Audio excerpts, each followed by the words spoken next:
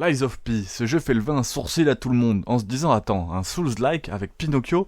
Et ouais, visiblement le mec a eu cette idée, il s'est dit et si on prenait un conte pour enfants, qu'on passait au mixeur avec du sang, de la rouille et une bonne couche de déprime industrielle. Et bizarrement ça marche très bien. Alors accroche-toi, on va plonger profondément dans un monde où Geppetto a troqué son tablier contre une armure en acier trempé et où les marionnettes te poursuivent avec des tronçonneuses. Le mensonge est mécanique, central d'un jeu qui va mettre tes nerfs à rude épreuve. Bienvenue à Krat, une ville où même ton reflet veut te buter. Lies of P, c'est compliqué. Ça nous balance dans la ville de Krat, une métropole à l'architecture inspirée du 19e, avec une bonne grosse dose de steampunk et une horreur gothique. Imagine Bloodborne mais en plus lumineux quoi. Au moins au début, avant que tu réalises que tout est soit cassé, soit en train d'essayer de te tuer. Les marionnettes qui devaient aider l'humanité ont pété un câble. Ça fait un peu penser à Steel Rising. Et se sont transformés en machines à tuer, façon Terminator sous coke. Et toi, t'incarnes Pi, une marionnette de luxe capable de penser, de se battre et surtout mentir. Et on va y revenir, parce que c'est un concept bien foutu. Le gameplay du Souls-like en mode artisanat haut de gamme. Si t'as déjà joué à Dark Souls, Sekiro ou Bloodborne, tu vas pas être perdu. On est clairement sur du gros boss, plus contre bien timé est égal victoire, avec quelques twists bienvenus. Les bases, esquive, parade et ice à pic. Les combats, nerveux, inspirés de Bloodborne mais avec une vraie mécanique de parade qui rappelle Sekiro. Les mobs ont des attaques teigneuses, qui te punissent si t'es trop gourmand. Un système de régénération d'endurance qui te force aussi à rester agressif. Bref, t'as pas le droit de camper en arrière-plan comme un lâche. Faut y aller franco. L'arme fatale, c'est ton bras façon Megaman. Un des gros kips du jeu, c'est ton bras mécanique, qui peut être modifié avec plein d'outils sympas. Un lance-flamme, check. Un grappin pour choper des ennemis, check. Un bras qui électrocute tout le monde, double check. Ajoute ça à un système d'armes combinables, où tu peux mixer les manches et les lames pour créer ton propre style de combat, genre un katana sur un manche de marteau.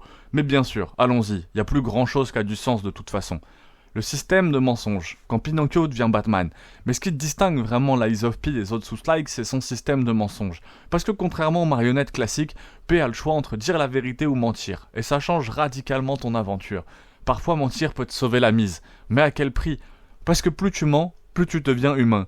Et qui dit humain, dit plus fragile. À toi de voir si tu veux jouer l'innocence ou devenir un pur sociopathe mécanique. Ce concept n'est pas juste gadget, il influence l'histoire, la fin du jeu et même certaines quêtes. C'est une vraie réussite. Les boss. Encore un truc énorme qui veut te défoncer. On va pas se mentir, aucun Souls-like, un Souls-like sans boss marquant, c'est comme un kebab sans sauce blanche. Ça n'a aucun sens. Et encore, moi je mets samouraï, mais bon. Et là au-dessus, Lies of P fait le taf. Chaque boss a une mise en scène vraiment magnifique, sublime, pattern exigeant, toujours lisible, après t'être prise 12 coups dans la tronche, faut le temps de le comprendre le pattern. Mention spéciale au boss humain. Agressif et devant une vraie gestion de la parade. Mais attention, le jeu peut être vache. Certains combats demandent une patience de moine Shaolin et une lecture parfaite de attaques adverses. Si t'es du genre à rager sur Elden Ring, prépare-toi à insulter ton écran. Techniquement, ça tient vraiment la route. Graphiquement, c'est une pure claque. Direction artistique sublime, décor hyper travaillé, ambiance sonore qui fout la pression, inspiration des Soulsborne, mais avec une identité vraiment propre.